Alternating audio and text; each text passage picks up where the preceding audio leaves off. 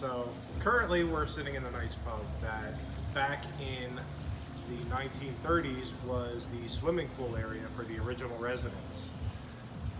It was filled in at some point between when we finished the building and today. Back in the 2000s, the owner Jack had put a tent out here on a flagstone patio. Actually, this bar has always been here. We built around it. So that was a local hotspot.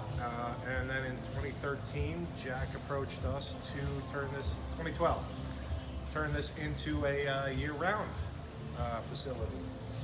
So in keeping with the feeling of having a tent and being able to open up to the outdoors, we opted to use a product called NanaWall, which is this folding partition system you see behind me.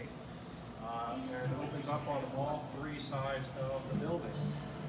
At the time, it was the best in class, and it still is, operable partition system. There have been more competitors to the market, but at the time, this was cutting edge product.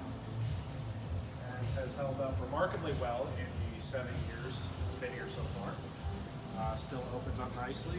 Much credit to the facility manager that keeps it in good shape.